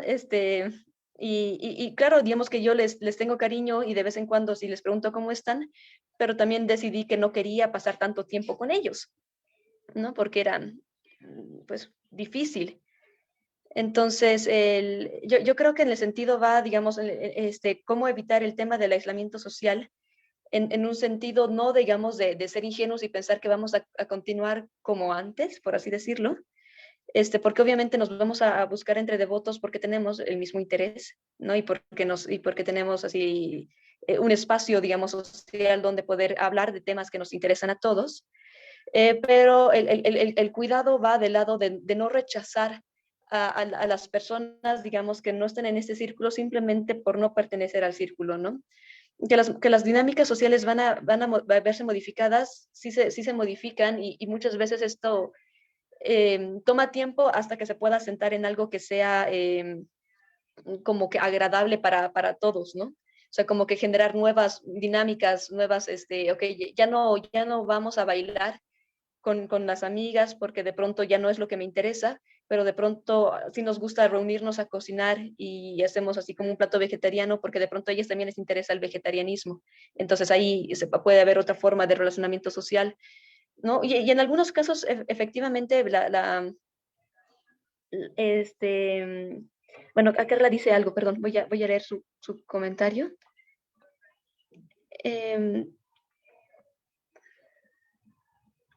¿Será realmente un precio a pagar esto del aislamiento? Considero que si es desde la elección consciente, parte del querer y el amor, por lo tanto, creo que no es precio a pagar. Es mi perspectiva. Gracias por compartir. En amor y gratitud, Hare Krishna. Muchas gracias. Sí, es un tema, digamos, a veces un poco inevitable, ¿no? Pero eso, que lo hacemos con conciencia, ¿no? Y bueno, como alguien que ha nacido, digamos, en este proceso, de pronto tal vez no he visto tanto un antes y un después, pero sí muchas veces me veo, digamos, viendo cómo generar dinámicas con las personas con las que estudio, ¿no? Con las que trabajo, en las que yo me sienta cómodo y cómoda y en las que ellos también se sientan cómodos, ¿no? Y donde podamos compartir sin que esto sea así como que genere malestar en ninguno. Y a veces eso toma tiempo, ¿no? El asunto, digamos, es efectivamente es muy bueno, digamos, que entre nosotros fortalezcamos los lazos sociales, que nos conozcamos, que generemos amistad. Creo que eso es bien importante, ¿no? Como que saber que aquí tenemos amigos con los que podemos contar, con los que podemos hablar, con los que podemos también crecer espiritualmente. Y digamos, y teniendo esta base, también podemos relacionarnos con otras personas, ¿no? O sea, el tema del aislamiento iba en un sentido del rechazo.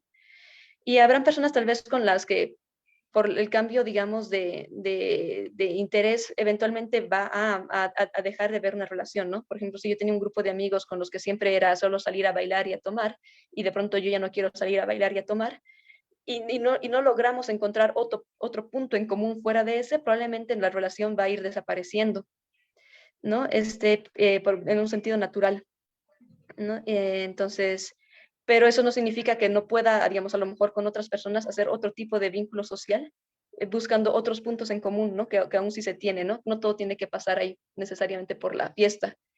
Entonces, y bueno, esas serían todas las diapositivas. Srivas tiene la mano levantada, perdón. Srivas, por favor. Gracias, Nara.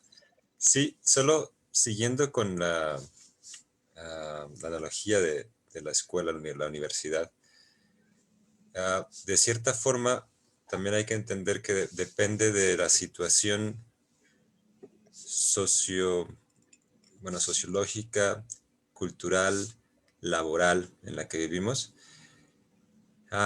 Y una vez que empezamos, digamos que esta carrera, porque es como una carrera que iniciamos,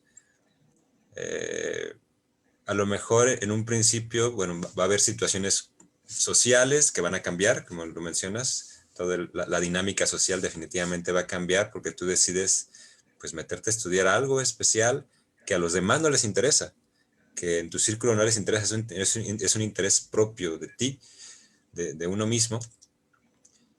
Y conforme uno va avanzando y uno va desarrollándose más en esa misma profesión, uno empieza a obtener como una especialidad, uno empieza a orientarse hacia una especialidad, ¿no? Y hay una especialidad que es, que incluso se habla también en la Shastra, se le llama como, me acuerdo dos términos, Gostyanandis, Vajayanandis, y hay personas que se van a dedicar a la investigación completamente y se van a aislar todavía aún más, ¿no? O sea, si estaban aislados, o sea, ellos se van a enfocar todavía más y se van, o sea, todo el mundo externo desaparece y se enfocan en su investigación particular porque tienen un interés particular muy, muy, muy especializado.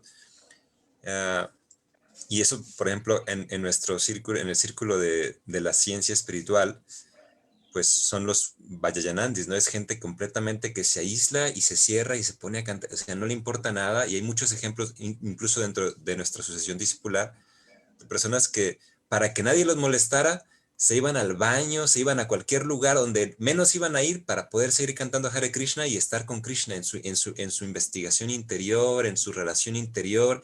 No les interesaba nada externo, ¿no? Y eso es natural, ¿no? Porque es una persona que se dedica, es un investigador muy especializado, que no le interesa nada de lo que las demás personas quieren, entonces se especializa en eso. Pero habrán en nuestra tradición se le llaman Gostyanandis, que podríamos llamarlos como los que se dedicarán a la divulgación científica. Ahora podemos llamar divulgación espiritual, que dicen, no, pero es que esto es tan bueno que yo quiero compartirlo, ¿no? Que son personas que de cierta forma han terminado su investigación, de su especialización, todo lo han terminado, dicen, tengo que compartir esto. O sea, ya no quieren estar adentro, ya no quieren estar afuera, sino que empiezan a brotar, dicen, no, esto que encontré es lo máximo, es genial, ¿cómo le hago para estar? Entonces se empiezan a entregar de nuevo, empiezan a platicar, empiezan a verse cuáles son los intereses de las personas, ¿no? Empiezan a tener contacto de nuevo con las personas, decir, oye, ¿cuál es tu problema? Ah, mire, yo tengo una solución, con mi investigación logré esto, ¿no? Y empiezan a pensar, ¿cómo se lo explico? Y eso es complicado, porque estamos hablando también de que una ciencia espiritual siempre se ha hablado de que lo espiritual es inteligible, es imposible de poner en palabras, porque es muy especial. Pero exactamente eso es lo que hacen los Gostyanandis, los divulgadores espirituales, ¿no? Porque son personas que salieron de esa investigación, de una etapa de completa reclusión, ¿okay? Y empiezan nuevamente por su deseo de compartir lo que ellos han logrado, naturalmente se vuelven divulgadores espirituales, así como un divulgador científico. ¿Okay? Entonces, creo que es interesante este punto y no se contradice, más bien son como etapas, diferentes etapas de una misma carrera, de un mismo proceso y no se contradicen en sí. Simplemente hay que entender en qué etapa estoy yo, cuáles son mis intereses, ¿okay? Y tampoco pensar que estoy mal, ay, es que ya no tengo amigos, ya no tengo esto. No, a lo mejor si tú estás contento con tu investigación, con tu tiempo, de hecho, parafraseando a Krishna, si tú eres feliz internamente, si tú te deleitas internamente, si tú estás apuntando hacia adentro, hacia ti, hacia encontrar eso, no hay nada de malo en eso. ¿Sí? Muchas gracias, Iván. Sí, creo que ¿Puedo sería comentar? Claro que sí. ¿Puedo? Perdón. Sí, esto que dice Shivas es muy interesante porque efectivamente, ¿no? También hay una satisfacción aún en medio de esto, en lo personal que observo como una transformación en mis dinámicas sociales. Y hay retos, por ejemplo, yo cuando hasta hace unos meses, por ejemplo, si venía a comer mi familia o algo, yo siempre trataba de tener cosas aptas, ¿no? O sea, cosas sin animales, para comer juntos y compartir.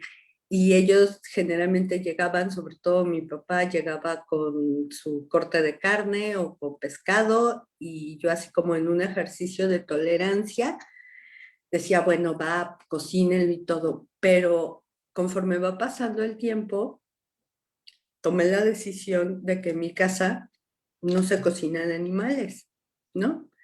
Y se los compartí y les dije, siempre que vengan a mi casa va a haber comida, yo la voy a preparar, voy a tratar de adaptarme, que sean cosas que puedan agradarles a ustedes, pero les pido por favor que no traigan comida de animales, porque yo no tolero ya el olor de que estén guisando un pescado o estar en la mesa y ver cómo te estás comiendo el pescado. Igual es un exceso mío, ¿no? O sea, es un exceso mío, pero o lo mismo sucede con el alcohol, ¿no? Antes podían estar a lo mejor tomando una cerveza y yo tomando mi jugo, mi refresco, café, y no me causaba tanto conflicto. Pero tomé la decisión de que de la puerta de mi casa hacia adentro, o sea, no se consume animales, no se consume alcohol, y eso tuvo un costo, ¿no? Un costo de molestia con mi círculo más cercano. Y sin embargo, como creo en que es algo bueno, ¿no? Pues lo sostengo, pero de que tiene un costo, tiene un costo. Y va más allá del círculo, o sea, es un círculo todavía más íntimo. Entonces son retos que justamente se van generando en esta toma de conciencia, ¿no? Son esas pequeñas batallas que de alguna manera hay que ir teniendo un soporte fuerte de fe, ¿no? Para poder tomar esas decisiones con el costo que sea. Eso es lo que me ha pasado, ¿no? Entonces, bueno, lo comparto porque igual y también hay por ahí alguien más. Sí, muchas gracias, Lu. Yo creo que muchas personas como Alaksha que está escribiendo ahorita, que se identifican, ¿no? Con lo que has dicho. Y que, digamos, a mí no me pasó, digamos, como que tener que cambiar una regla, pero sí, pues, varias veces que iba con compañeros de la universidad y era siempre, ¿no? Y no tomas, y no comes carne, y no bailas, así, ¿no? Como que las dinámicas así como a veces un poco complicadas, y no, a veces prefiere ahorrarse esas experiencias, ¿no? En todo caso, yo creo que todo lo que he mencionado es cierto. Hay un tema, digamos, es necesario para el crecimiento espiritual tener un espacio propio, ¿no? Si una persona, si lo podemos llamar también como aislamiento, una persona se recluye para poder pensar, para poder tener este crecimiento personal.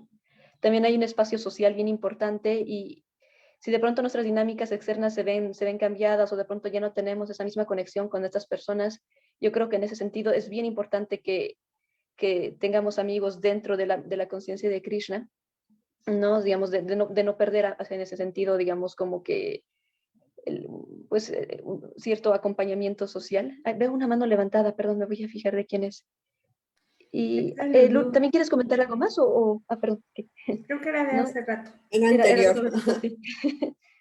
Y entonces, sí, es verdad como que nuestras dinámicas afuera se van a ver afectadas. Eso no es malo. Yo me acuerdo alguna vez que he ido con mi hermana, digamos, a su casa y de pronto veo a mi hermana y a su esposo, que los dos son doctores, hablando así de pura medicina. Y yo digo así, wow, así.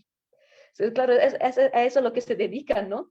Y yo digo, ay, pero no hablan de otra cosa, ¿no? Entonces, eso es normal, va a pasar con todos, ¿no? Y si de pronto nosotros estamos también, ¿no? Pues claro que Krishna, que el Bhagavatam, que el Bhagavad Gita, o sea, no es algo tan extraño tampoco, ¿no? Porque es lo que nos interesa y es lo que estamos estudiando y es también lo que nos convoca a estar juntos en muchos casos, ¿no? Entonces tampoco sentirnos mal de eso, o sea, como que, no, ya. Y sí, digamos, tener también cierta apertura porque para esa última etapa que mencionabas, Rivas, de querer, si queremos divulgar, pues sí tenemos de alguna manera que ver el modo, digamos, de cómo relacionarnos con la gente, ¿no? Y yo creo que más allá de ver la manera de cómo relacionarnos con la gente, es ver que incluso si es que de pronto no tenemos los intereses comunes o si de pronto ya no logro relacionarme con las personas con las que me relacionaba antes de la misma manera, aún así, entender, digamos, que, pues obviamente que llevan Paramatma en el corazón y que, digamos, no simplemente, o sea, nunca caer en el rechazo porque se piensa diferente. Ese nomás es el único clave, digamos, o el único riesgo. ¿No? Simplemente, digamos, decir, ok, ahorita no nos tocará estar juntos porque no tenemos dinámicas que nos permita compartir en este momento o nuestras dinámicas han cambiado, pero aún así hay el deseo, digamos, digamos, de cariño o servicio, ¿no? Hacia esas personas con las que hemos pasado, a pesar de que las dinámicas cambien. Y sí, es importante para mí que somos seres sociales. Tal vez algunos sí podamos llegar a ese punto, digamos, de estar simplemente como en la meditación interna, pero yo aún no estoy en ese punto, entonces es importante que en estos grupos también generemos amistad, ¿no? Que podamos como que acompañarnos, ¿no? Si de pronto ya nuestras amistades afuera se han visto modificadas, pues que aquí también tengamos espacios donde compartir, donde sentirnos seguros. Y para concluir nomás este tema, que iba agarrando varios aspectos que son pensados para las sectas y todo, bueno, pues básicamente mi propuesta es, siempre tenemos que tener una autonomía espiritual, ¿no? A pesar de que nos movemos en sociedad, sabemos que el proceso espiritual es propio, entonces siempre hay que estar reflexionando sobre nuestro propio proceso espiritual, viendo en qué momento, en qué situación nos encontramos parados y por qué hacemos lo que hacemos, y buscar de una manera racional, que yo siento que lo racional no va en contra de la fe, ¿no? O sea, más bien así como que la fe más fuerte creo que es la que se encuentra fundamentada racionalmente. Entonces, a partir de este ejercicio, digamos, de hacernos, a pesar de que estamos todos juntos buscando a Krishna y nos acompañamos, sabemos que el proceso es personal y es propio y podemos acompañarnos y compartir, y creo que eso es algo muy importante, pero a la vez siempre sernos responsables de nuestras prácticas y nuestro proceso espiritual. Y de esta manera, creo yo, se va a evitar caer en cualquier tipo de pensamiento sectario o de culto, ¿no? ¿Puedo hacer un último comentario? Claro sí, que sí. Con respecto a lo que mencionaba Lu, sí, al principio es así, efectivamente, y aún así el olor es intolerable, ¿verdad? Pero no podemos salirnos de todo, sino que vamos a caminar por calles donde venden tacos, que no vas a poder evitar cosas de esas, ¿no? Entonces, pero sin embargo, es muy importante que al paso del tiempo es lo que les decía de la convivencia con las personas o en la calle o en el autobús, alguien empieza a platicar contigo y que come carne y que todo lo que sea y que está fuera de todo contexto. Entonces uno la ves y hablas con ella con gusto, con esa ternura, con eso de que es parte tuya esa persona, es parte de ti. ¿Por qué? Porque está Krishna dentro de ella. Entonces estás platicando con Krishna, estás dándole un lugar a Krishna, se lo das definitivamente, ¿sí? ¿Por qué? Porque ahí está dentro, que tenemos todos un proceso, lo vamos a tener, y que sí, efectivamente, algunas personas, pues bueno, también van a estar en su vida cotidiana, no porque no quieran convivir, o sea, estar cerca de nosotros, no, tienen también sus propias actividades, pero también nos saludan por teléfono o esto, lo otro, o de vez en cuando nos podemos platicar con ellos. Entonces, lo importante es eso, que ellos vean que el amar a Dios, el servir a Dios, no tiene nada de diferente ni de especial, porque ella también lo hace a su manera, a su forma, ¿sí? Hare Krishna. Muchas gracias. Sí, sobre ese último punto, yo creo que es normal pasar etapas. Yo lo he visto, digamos, en el caso de mi mamá, ella dejó de asistir a reuniones familiares porque le criticaban mucho también por temas, digamos, de nuestra crianza principalmente, ¿no? Y el vegetarianismo. Pero luego, digamos, sí, volvió a ir a las reuniones muchos años después, cuando de alguna manera ya se habían asentado nuevas dinámicas. Entonces, si en este momento, por ejemplo, una persona prefiere como que tal vez no pasar tanto tiempo con algunas personas porque de pronto es incómodo, creo que también es válido, ¿no? O sea, en el sentido de que ya no me siento cómodo en este espacio, no me voy a forzar a estar en un espacio donde no me siento cómodo, creo que también es válido y las dinámicas sociales son tal vez una de las cosas más movibles en el mundo, ¿no? O sea, sabemos que todo cambia, entonces en este momento las cosas están de esta manera, tal vez en un futuro se puedan generar nuevas dinámicas donde sea más fácil la convivencia, tal vez no estamos seguros, pero estar con calma, ¿no? Digamos, de que, digamos, lo que yo estoy decidiendo hacer o las decisiones o las formas en las que me relaciono con las personas que estoy optando, digamos, son claro, provienen, digamos, de una voluntad mía y me siento tranquila con las decisiones que estoy tomando. Entonces, en ese sentido, digamos, yo creo que eso es importante. Nara, Bueno. yo les platico que hubo aquí, desde el amor de mi familia, sobre todo de unas primas, hubo una intervención muy interesante porque me pidieron una reunión para platicar conmigo porque estaban muy preocupadas porque me veían muy fanática de Krishna, ¿no? O sea, como que ya si era un gustito, bueno, pero ahorita ya te vemos muy fanática, ¿no? Entonces fue muy lindo porque yo sé que ellas lo hicieron desde el amor de ellas, el amor probablemente distorsionado, y su preocupación de qué te está pasando, ¿no? O sea, ya te estás pasando de la raya de tu fan por Krishna. Entonces le dije, bueno, si ustedes me hubieran visto fan por un grupo de música y yo tuviera sus discos y sus pósters y quisiera nada más ir a sus conciertos, igual hubieran venido a hablar conmigo, se hubieran preocupado por mí. Y me dice, no, pero esto, pues oye, ¿cómo esa onda de los Hare Krishnas, qué onda contigo, no? Y entonces les dije, pues sí, soy fan y estoy loca por Krishna y voy a seguir en esto y no se preocupen porque esto es algo muy bueno. Y pasaron unos meses después y un día de repente recibo un mensaje de justo la prima organizadora del momento de intervención para salvar a Lu de los Hare Krishna. Y entonces me manda un sticker y me dice, mira, a ti que te gusta mucho eso del Krishna, y me mandó un sticker con una imagen de Krishna. Digo, qué linda, muchas gracias por pensar en mí. Entonces son cosas muy curiosas que van pasando, ¿no? Y que bueno, como todo, pues hay que irlo asimilando poco a poquito. Pero bueno, eso fue algo muy gracioso que me pasó. Gracias. Muchas gracias, Lu, por compartir esto con nosotros.